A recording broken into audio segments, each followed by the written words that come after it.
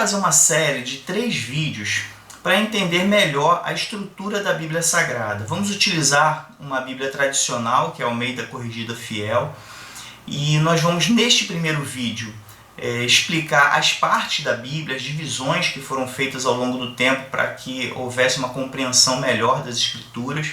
Nós sabemos que existem Bíblias hoje com outras formatações, inclusive Bíblias em ordem cronológica, né? Porque a versão tradicional que nós utilizamos, ela não está necessariamente numa ordem cronológica, é mais ou menos cronológica, mas alguns livros foram realocados para que houvesse uma compreensão melhor. E nós vamos utilizar essa versão tradicional, tá?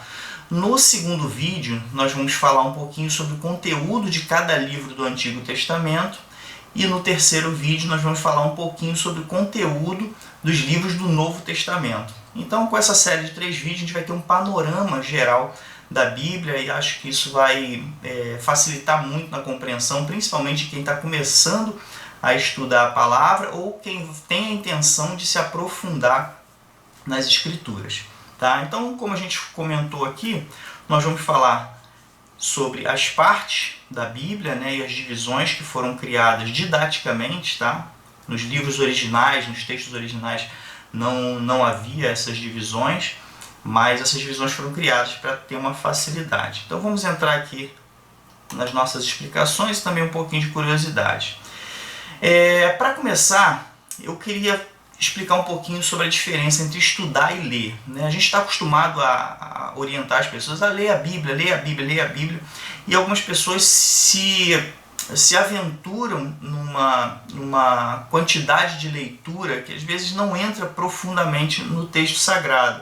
Uma leitura superficial da Bíblia se perde muito conteúdo, né? Existem programas, leia a Bíblia em 1 ano. A pessoa só lê aquilo lá como se estivesse lendo um livro qualquer, só para cumprir aquele calendário e não se aventura. Eu gostava muito de uma palavra de um professor que eu tive, de introdução bíblica, era a disciplina dele, que ele falava que a Bíblia deve ser saboreada, né? Eu achava interessante essa expressão dele, porque mostrava que a gente tinha que estar lendo a Bíblia gostando e com calma, com tranquilidade, não precisava ter pressa de ler aquilo ali.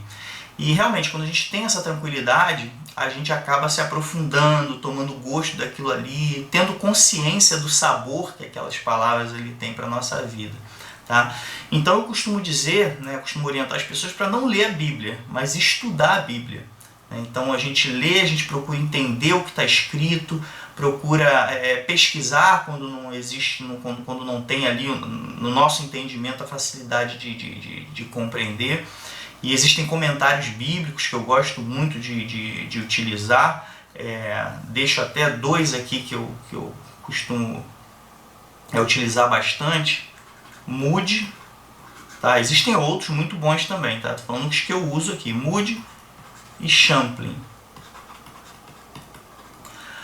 O Moody, ele é mais simples, né? Ele comenta cada capítulo da Bíblia, e o Champlin ele já vai comentar a nível de versículo, né? Cada versículo é comentado e é bem mais caro também a coletânea de Champlin. Tá? Então são 2 aí que eu indico, que eu uso bastante. Então, uma forma que eu gosto muito de orientar as pessoas a estudarem a Palavra de Deus é o seguinte: faz uma leitura da Bíblia inteira, tá? Uma leitura só da Bíblia, consultando obviamente o Espírito Santo de Deus em oração, porque também existe essa possibilidade, tá? Alguns textos que podem ser aparentemente incompreensíveis, o Espírito Santo de Deus acaba revelando para a gente um entendimento que nem nos comentários bíblicos estão. Isso é possível até porque o autor é Deus, então ninguém melhor do que ele para nos explicar algum desentendimento, alguma dificuldade de entendimento que haja ali em algum texto. Num segundo momento, procura ler a Bíblia acompanhado de um comentário bíblico, né? Como eu citei aqui, existe Moody, Champlin, existem vários outros, só pesquisar na internet melhores comentários bíblicos, que a gente vai ter a chance de ter uma explicação de um conteúdo que o texto somente ali não vai explicar, que às vezes vai entrar numa questão cultural, numa questão histórica, que a Bíblia não vai relatar, né? E por fim, uma possível terceira leitura da Bíblia inteira a gente procurar utilizar as línguas originais. A Bíblia ela foi escrita originalmente em hebraico, aramaico e grego. Tá? Aramaico pouco, né? Alguns textos da Bíblia foram escritos em aramaico, o Antigo Testamento na sua quase totalidade em hebraico e o Novo Testamento em grego. Tá? Então essas línguas, obviamente, quando a gente traz para o português, se perde muito. Então, naturalmente, é importante que a gente se aventure um pouco nessas línguas originais, que a gente vai ver que a gente vai descobrir coisas que não tem como trazer para o português. Só mesmo entendendo um pouquinho dessas línguas que a gente vai ver o que o texto estava querendo dizer. Tá? Esse fenômeno, né, de mudança de língua, isso não acontece só dessas línguas para o português. Se a gente pegar um texto em inglês e trouxer para português, e francês para português, a gente perde um pouco por conta dessa variação linguística. Tá? Então isso é muito importante a gente procurar um mínimo de conhecimento das línguas originais ou no mínimo receber alguma explicação sobre o que o texto original está querendo dizer. Então eu aconselho fazer pelo menos essas 3 sequências, essa sequência com 3 episódios, né, lendo somente a Bíblia, depois lendo junto com um comentário bíblico, depois lendo ali, buscando algum comentário nas línguas originais. Tá? Costumo também aconselhar algumas pessoas entrarem, né? Eu quero me aprofundar no conhecimento bíblico, o que eu posso estudar além disso, que vai me facilitar? Então nós temos várias áreas do conhecimento que ajudam na compreensão do que está escrito ali. Por exemplo, arqueologia, né? Alguns arqueólogos acabam verificando muitas coisas que estão relatadas na Bíblia. Né? A própria geografia vai facilitar que a gente entenda a localização do que as coisas aconteceram, de como ou onde as coisas aconteceram. A própria biologia, né? Para quem costuma acompanhar os nossos vídeos, algumas vezes a gente traz algum conhecimento da área científica para tentar entender algumas coisas que estão na Bíblia. Lembrando uma coisa que eu costumo sempre falar: não utilize nunca a ciência para fundamentar a Bíblia, né? Porque a ciência é falha. Em alguns momentos um modelo pode ser aprimorado, pode ser criado um novo modelo dentro da ciência. Então, quando a ciência falhar, se a tua fé estiver embasada na ciência, a fé vai falhar também. O próprio apóstolo Paulo, né, numa palavra muito sábia dele, ele diz: a minha pregação não consistia em sabedoria humana, nem conhecimento do homem, para que a vossa fé não se baseie nisso. Então, qual era a preocupação do apóstolo Paulo? Poxa, eu não posso ficar pregando conhecimento científico, conhecimento humano, conhecimento do homem, porque a hora que isso não funcionar bem, a fé da pessoa que está embasada naquilo vai falhar. Então, mais vale o conhecimento científico, né, no caso aqui a biologia, a astronomia, né? Nós entendemos o seguinte: os céus manifestam a glória de Deus, é o que está escrito na palavra de Deus. Então vale muito a gente estudar o céu, né? E a astronomia obviamente vai facilitar muito que a gente entenda toda aquela dimensão que a Bíblia diz que revela ali, que manifesta a glória de Deus. Tá? História vai ajudar muito também. Quem quiser estudar história, pega livros de história, faz faculdade de história, se aventura na história. Algumas das melhores aulas que eu já assisti sobre a Bíblia vieram de pessoas que conheciam a história, né? E isso ajudou muito, fazer o encadeamento dos fatos, né? Nós temos também uma série no nosso vídeo aí que é do período interbíblico, né? A gente vai falar sobre isso. Entre o Antigo Testamento e o Novo Testamento tem um períodozinho aí de aproximadamente 400 anos, que alguns falam que foi um período de silêncio de Deus, mas na verdade muita coisa estava acontecendo no mundo para preparar a vinda de Jesus Cristo. Então você pode procurar aí no nosso canal a nossa série de vídeos do período interbíblico, que a gente vai falar um pouquinho de história do que estava acontecendo ali entre o Antigo Testamento e o Novo Testamento. Estudar línguas de um modo geral, tá? Não só as línguas originais, mas o fato da gente entrar em outras línguas, inglês, francês, espanhol, uma série de outros conteúdos linguísticos, isso vai facilitar com que a gente tenha algumas compreensões, porque, por exemplo, algumas versões bíblicas que nós temos em português, elas não vieram direto das línguas originais, elas passaram por outras traduções para depois ser traduzido para o português. Então esse entendimento de outras línguas pode facilitar com que a gente tenha uma compreensão melhor do que nos foi traduzido. Obviamente língua portuguesa, tá? Porque nós vamos ler de um modo geral a Bíblia na língua portuguesa, estando nós aqui no Brasil, se você estiver assistindo em Portugal, Angola, outros países de língua portuguesa. E nós percebemos que muitas pessoas cometem equívocos de entendimento da palavra de Deus, não por conta da palavra de Deus, mas por falta de entendimento da língua portuguesa. Então estudar o português é muito bom para que a gente possa entender aquilo que a gente está lendo. Teologia, obviamente, né? Muitas pessoas que querem se aprofundar na palavra de Deus vão fazer a faculdade de teologia. Lembrando que a faculdade de teologia, muitas vezes, ela tem um direcionamento específico para o ministério pastoral ou para o ministério de missões. E isso vai fazer com que haja muitos conteúdos que não são propriamente bíblicos, não são conteúdos tirados da Bíblia. Vou dar um exemplo aqui: psicologia pastoral, a pessoa vai aprender um pouquinho de psicologia, administração eclesiástica, vai aprender a administrar uma igreja, e muitas vezes lança mão de ferramentas até um curso de administração normal, né, para administrar empresas, por exemplo, vai utilizar ferramentas ali de outras áreas. Então a teologia não vai aprender somente Bíblia, uma faculdade de teologia vai aprender outros conteúdos também. Então não pense você, vou fazer teologia para entender muito a Bíblia. Você vai entender muito a Bíblia se você estudar muito a Bíblia. Quando for estudar teologia, você vai estudar a Bíblia, mas vai estudar também outras coisas que vão auxiliar o ministério, né, dependendo da área que você vai escolher. Algumas curiosidades interessantes aí que a gente vê nas escrituras sagradas é que ela não está, primeiro, né, ela não está em ordem cronológica, pelo menos a Bíblia tradicional. Essa que a gente vai utilizar aqui é uma delas, a Bíblia que já tem sido utilizada pelas igrejas cristãs evangélicas, né, já há bastante tempo. Eu vou utilizar a versão ACF, que é Almeida Corrigida Fiel. Nos nossos vídeos, de um modo geral, a gente utiliza essa, e quando é necessário a gente faz menção a alguma outra versão, como a NVI, que é a Nova Versão Internacional, NTLH, Nova Tradução da Linguagem de Hoje, enfim. Mas, de um modo geral, a ACF atende muito bem no nosso entendimento. A Bíblia ela contém 66 livros, então a Bíblia não é um único livro, ela é uma coletânea de livros.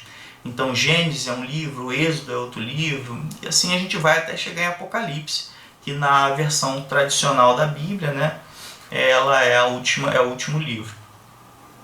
A Bíblia ela contém 1189 capítulos, tá? 1189 capítulos. Cada livro ele foi dividido didaticamente em capítulos. Tá? Existem até algum questionamento sobre algumas divisões, alguns trechos, né, que poderia pertencer a um outro capítulo, tal, mas a gente não vai entrar nessa discussão aqui. Mas tradicionalmente ela tem 1189 capítulos. Então, se eu ler, aqui uma conta bem aproximada, se eu ler 4 capítulos por dia, eu consigo ler a Bíblia em um ano. Isso é mais ou menos o que o pessoal faz nesses programas de leitura bíblica. Vou ler a Bíblia em um ano. Tá? Você tem que ler mais ou menos 4 capítulos por dia. Por que não dá para ser exatamente? Porque às vezes você vai chegar, por exemplo, em Salmos, que tem um salmo que tem 5 versículos. Né?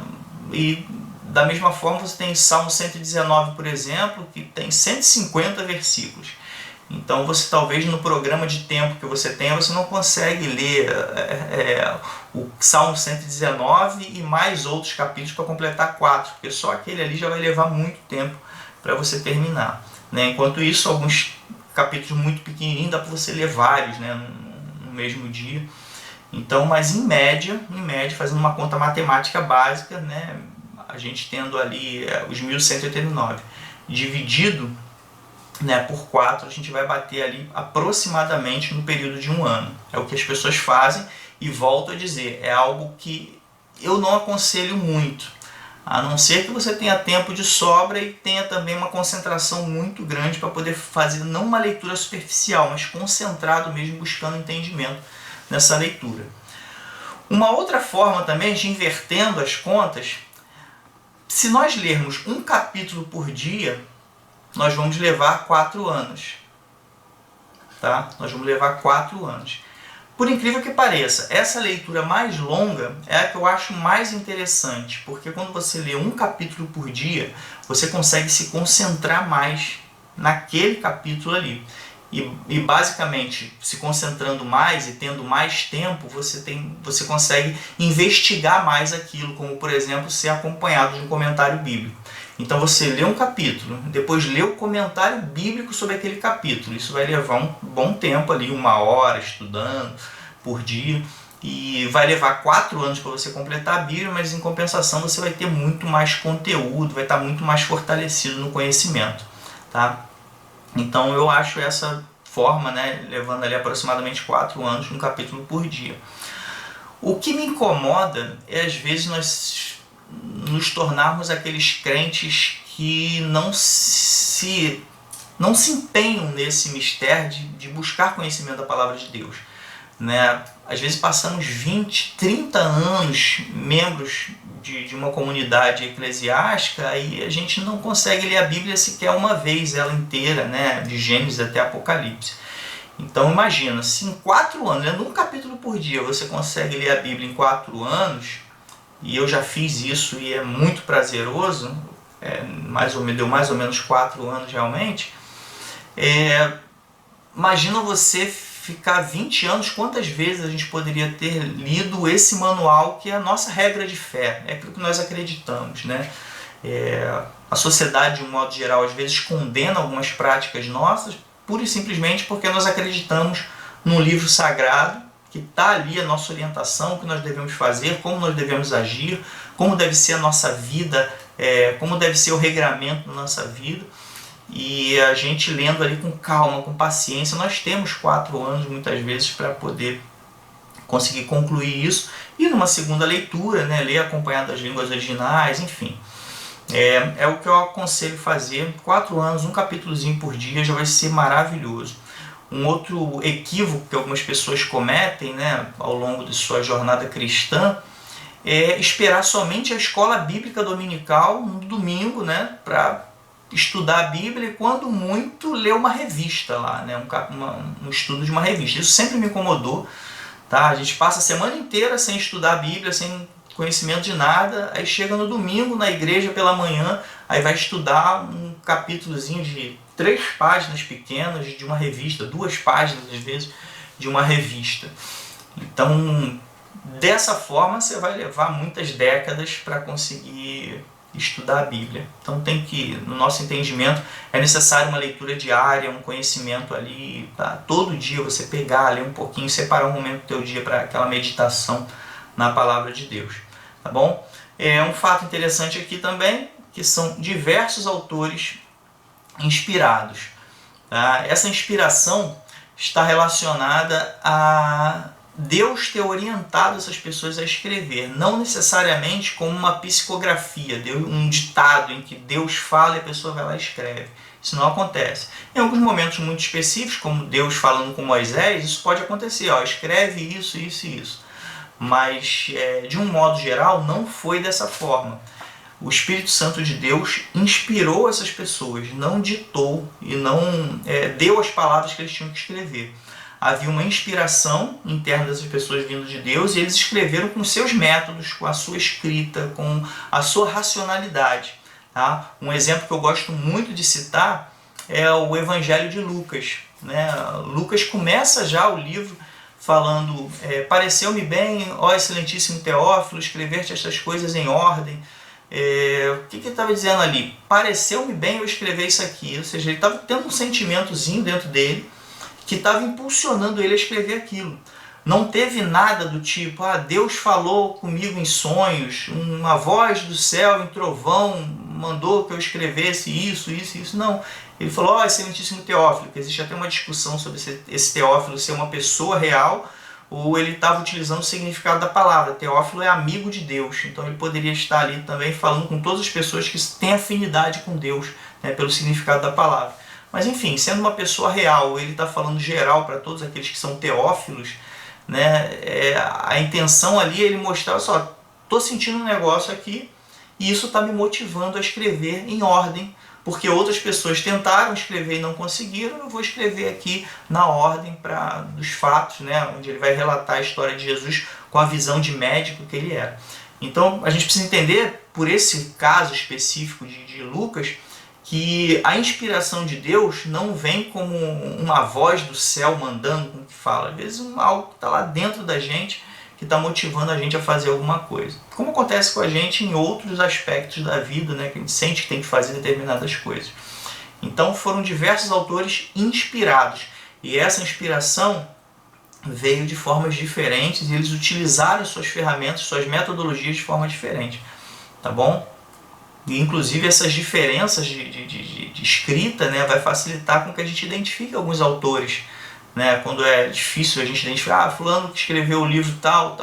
Realmente, isso aqui está parecido, a forma da escrita está semelhante a outro livro que ali ele diz que foi ele e tal. Então, isso ajuda também na identificação dos autores.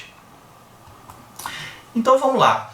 Nessa divisão de 66 livros que nós vimos anteriormente, a Bíblia toda tem 66 livros, nós temos 39 livros no Antigo Testamento, tá? 39 no Antigo, e temos 27 livros no Novo Testamento. Lembrando que o Antigo Testamento é tudo aquilo que aconteceu antes de Jesus Cristo. O Novo Testamento é tudo aquilo que aconteceu a partir de Jesus Cristo. Tá bom? Então vamos lá, desses 39 livros do Antigo Testamento, nós temos o que nós chamamos de Pentateuco, tá? Que são 5 livros, tá? Que a gente vai falar cada um daqui a pouco, para a gente saber o Pentateuco quais são os livros, o histórico quais são os 12 livros e por aí vai. Nós temos os livros históricos na sequência, que são 12 livros. Nós temos livros poéticos, que são 5 livros. Tá? Os poéticos é que eles originalmente foram escritos em forma de poesia, tem toda a métrica lá de poesia, às vezes utilizava rimas, enfim, que a gente não vai identificar na língua portuguesa, né? Por exemplo, o livro de Jó, que muitos podem não acreditar, é um livro originalmente poético, a gente não vai conseguir identificar a forma poética dele na língua portuguesa, talvez com muito esforço, mas tem que pesquisar mais profundamente para poder identificar isso. Nós temos os proféticos maiores, que alguns vão chamar de profetas maiores. Eu prefiro falar proféticos maiores, tá? Vou explicar por quê, mas só dividindo aqui. Os profetas maiores, nós temos 5 livros, e os proféticos menores, nós temos 12 livros. Alguns chamam de profetas maiores. A divisão de maiores e menores é pela quantidade de texto escrito. Então, quando a gente fala profetas maiores, parece que o profeta é maior do que os profetas menores. Tem profeta melhor do que outro profeta. A questão não é essa. Os livros é que são maiores, não eles, os próprios profetas são maiores. Então eu prefiro que sejam proféticos, ou seja, livros proféticos maiores, porque os livros são maiores e não os profetas. Tá? Mas você vai ouvir muita gente falando profetas maiores e profetas menores, sem problema nenhum, tá bom? Aí quando nós entramos no Novo Testamento, nós temos os Evangelhos, tá? Que são aqueles livros que contam a história de Jesus. Então nós temos Mateus, Marcos, Lucas e João. E esses Evangelhos, já adiantando, acho que nós vamos até falar depois, se nós lembrarmos, esses Evangelhos, eles têm os Evangelhos sinóticos. Algumas vezes está escrito sinópticos. E um não sinótico.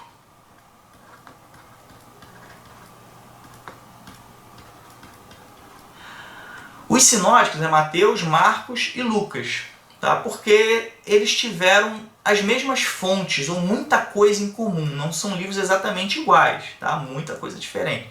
Mas uma boa parte deles tem ali um acordo de conteúdo, né? A gente vai ver muita coisa semelhante entre eles. O que a palavra sinótico significa? Mesmo ponto de vista. Então eles tiveram o mesmo ponto de vista, provavelmente muita fonte de consulta em comum.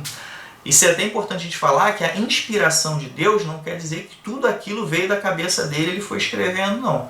Houve pesquisa, ele procurou fontes, consultou pessoas, consultou outros livros, né? Marcos, como provavelmente foi o primeiro evangelho a ser escrito, a gente vai ter Mateus vindo primeiro, mas Marcos provavelmente foi o primeiro. Então serviu de fonte de consulta para outros.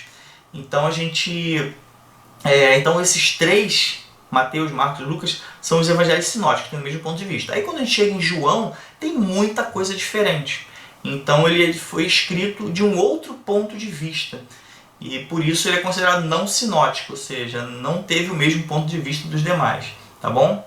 Aí a gente tem um livro histórico, que é Atos, né? O livro de Atos, na verdade, ele é a continuação do Evangelho de Lucas, foi escrito por Lucas também, tá? Mas é um livro que conta a história ali dos apóstolos, tal, que veio acontecer depois de Jesus Cristo. Aí depois nós temos as cartas, né? Que são 21 livros, tá? Nós temos 21 livros que são em formato de carta, alguém enviando uma carta para um grupo de pessoas ou para uma pessoa. Tá? Aí a gente tem as cartas paulinas, que são aquelas escritas pelo apóstolo Paulo, e tem as cartas de outros autores, que a gente vai ver daqui a pouco.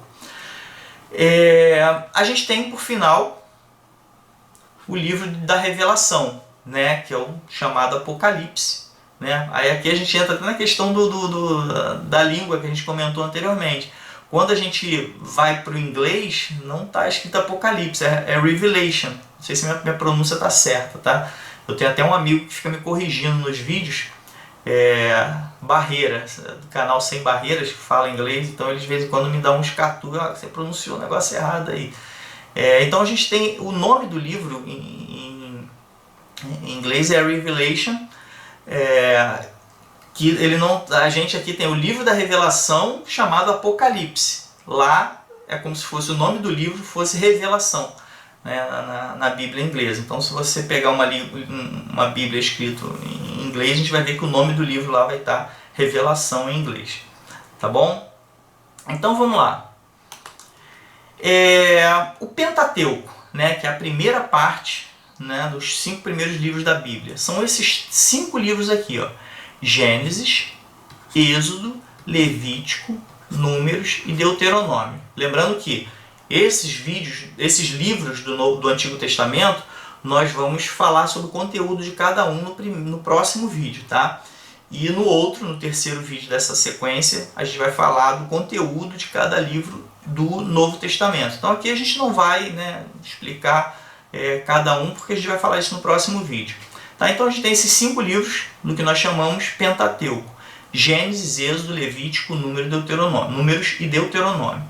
Aí depois vem os livros históricos, que vão contar, de certa forma, uma história dos acontecimentos. Então a gente tem Josué, né? A gente termina aqui Deuteronômio com a morte de Moisés. E na sequência, Josué assume a posição de Moisés na liderança do povo para entrar na Terra Prometida. Isso a gente pode explicar melhor depois. Depois a gente tem o livro dos Juízes. Os juízes aqui não era o juiz como a gente imagina, né? Alguém lá de toga julgando os casos. Os juízes tinham essa função também de julgamento, mas eles iam à frente das batalhas também.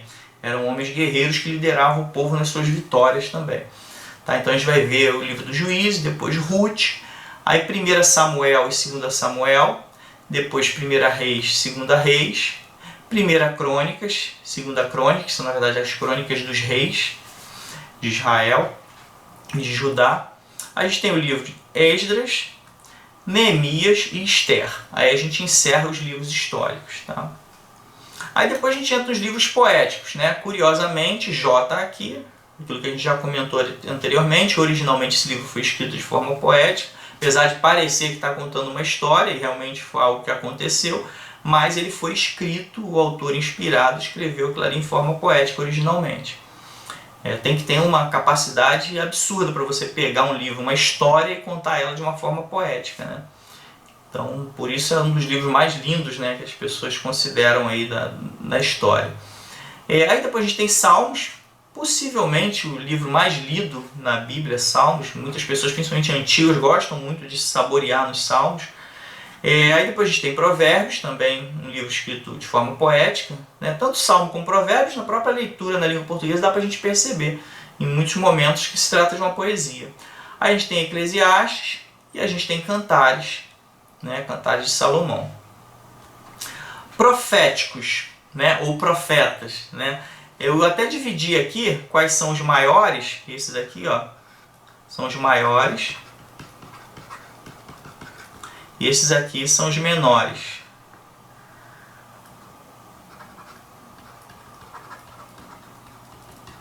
Tá bom? Então o que a gente tem aqui como profetas maiores?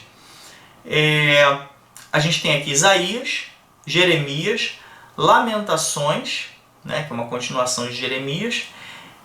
A Lamentações, curiosamente, não é um livro tão grande, mas pelo fato dele ser uma continuação de Jeremias, Jeremias foi colocado, né, na condição de profetas maiores. Então ele entra ali na lista dos profetas maiores. Mas se a gente fosse fazer a divisão do jeito que eu prefiro fazer, de proféticos maiores e proféticos menores, Lamentações deveria sair dali, porque ele não é tão grande assim. Então depois a gente tem Ezequiel e o livro bastante conhecido de Daniel. Tá?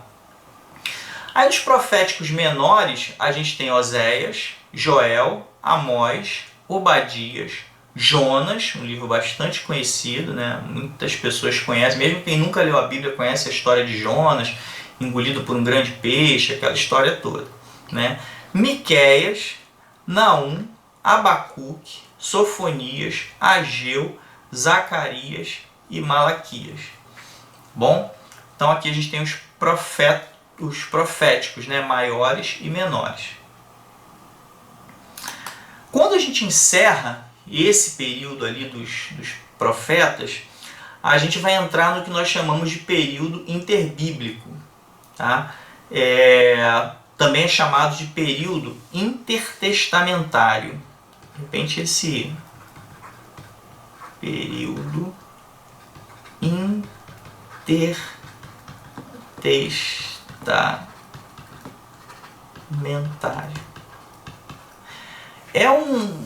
Essa expressão período intertestamentário, eu acho que ela é até mais fidedigna, porque esse inter, que significa entre, vai indicar aqui que é um período entre testamentos, né? Antigo Testamento, Novo Testamento. Quando a gente fala período interbíblico, parece que existe mais de uma Bíblia e é um período que foi entre as Bíblias. Né? Então a gente costuma usar muito essa expressão período interbíblico, mas eu considero o período intertestamentário mais adequado para ser utilizado. Esse período ele durou aproximadamente 400 anos. Durou aproximadamente 400 anos. Volto a indicar, vai na nossa playlist, no nosso canal, período interbíblico, tem 3 vídeos lá que vai falar da política, os livros, enfim, da cultura. Nós vamos explicar o que estava acontecendo nesses 400 anos. Algumas bíblias costumam colocar 4 páginas em branco, tá?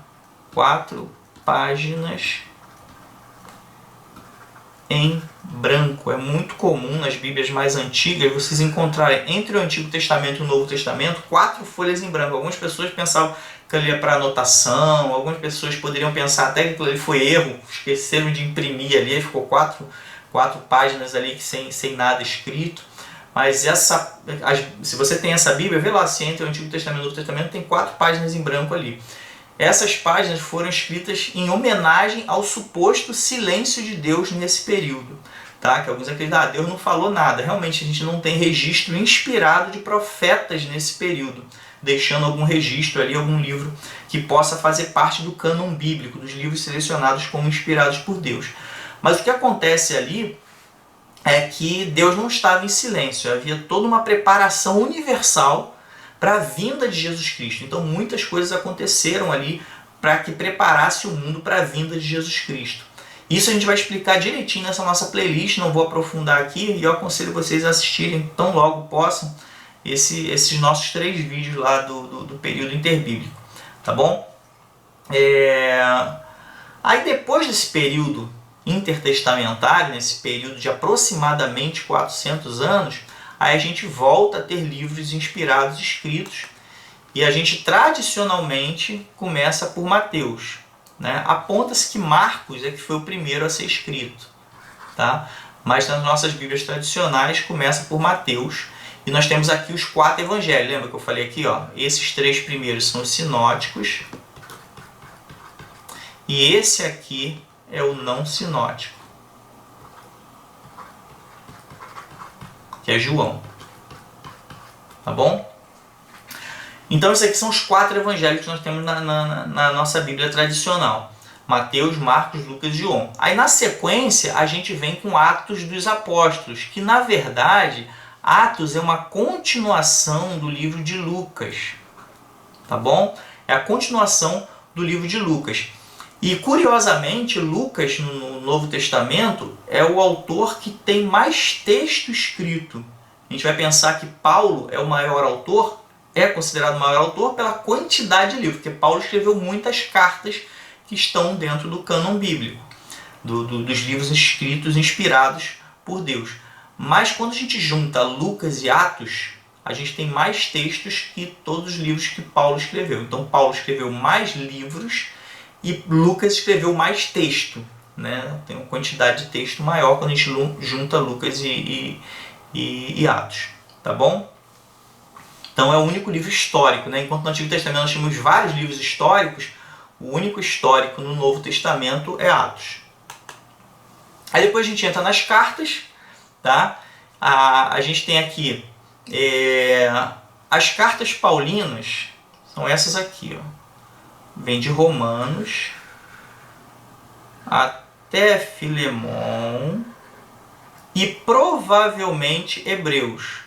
Vou até botar um asteriscozinho aqui, porque a gente não tem uma referência a Paulo própria ali no livro de Hebreus, mas lembra que a gente falou que às vezes facilita que a gente identifique o autor?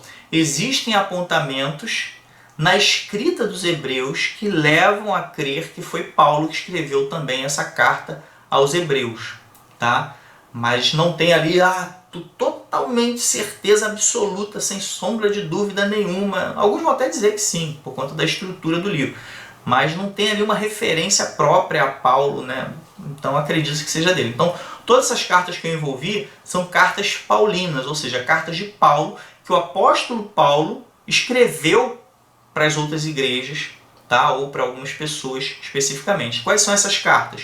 Romanos, tá? Carta para a igreja que estava em Roma. Para a igreja aos Coríntios, nós temos 1 aos Coríntios e 2 aos Coríntios. A própria Bíblia faz menção a uma terceira carta escrita aos Coríntios, mas esse livro a gente não tem acesso, se perdeu ao longo da história. A gente não sabe nem se ele seria inspirado, se fosse encontrado e entraria no cânon bíblico, não sei. Mas a própria Bíblia internamente faz menção a uma outra carta que Paulo escreveu, tá? A gente tem aqui Gálatas, né, a carta aos Gálatas, na igreja de Galácia, aos Efésios, né, a igreja que estava em Éfeso, aos Filipenses, Colossenses, 1 Tessalonicenses, 2 Tessalonicenses, 1 Timóteo, 2 Timóteo, Tito, Filemon. E, por fim, ali a gente tem Hebreus também como carta paulina. Aí depois a gente tem as outras cartas que foram escritas por outras pessoas. A gente tem aqui Tiago, 1 Pedro, 2 Pedro, 1 João, 2 João, 3 João e Judas, tá bom? Aí a gente encerra as cartas, são livros ou epístolas, né? O pessoal quando ouvia esse nome, epístola significa carta, tá? Porque o pessoal mais tradicional costuma utilizar essa expressão. Epístola de Paulo aos Romanos, é carta de Paulo aos Romanos, uma carta, um texto que foi enviado especificamente para um grupo ou para uma pessoa, tá bom? E por fim, nós temos aqui o livro da Revelação, chamado Apocalipse. Tá bom? Um livro com muita simbologia, depois a gente vai comentar isso melhor nos próximos vídeos. Tá bom? Então aqui a gente encerra o nosso texto sobre o nosso vídeo sobre as partes, as divisões da Bíblia. Espero que tenha sido elucidativo, que tenha clareado a mente sobre um panorama geral da Bíblia.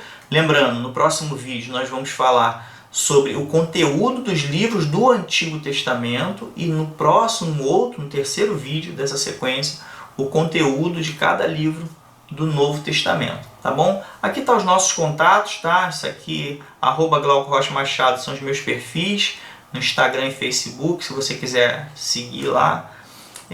Nós temos aqui o site www.colunadefogo.com, onde eu coloco tudo quanto é material que a gente produz, tanto bíblico quanto matemática, química, enfim, uma série de materiais lá para você aproveitar. algumas outras atividades que a gente faz profissionais também, alguns conteúdos relacionados ao nosso trabalho.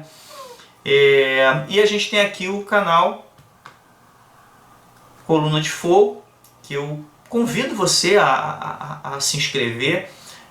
A gente tem aqui uma curiosidade, né, que quase 90% das pessoas que acessam os nossos vídeos nesse momento, agora que nós estamos gravando, início de 2024, quase 90% das pessoas que têm acessado não são propriamente membros. Então tem muita gente visitando o nosso canal, a gente tem as métricas para controlar isso, e que acabam não se tornando membros do nosso canal, inscritos no nosso canal. Então convido você a se inscrever, ativar o sininho para ser avisado dos nossos próximos vídeos, que a gente está sempre tentando fazer materiais com bastante carinho, tá bom? Aqui na descrição do nosso vídeo tem o nosso e-book, tá? Bem-aventurados que estudam, porque eles serão aprovados, um livro que nós escrevemos também para ajudar o pessoal que tem estudado para concurso público, muita orientação nessa área. Então, eu aconselho você a comprar, um valor bem acessível, tá bom? E aguardo vocês no nosso próximo vídeo. Que Deus nos abençoe. Na tua palavra encontrei vida.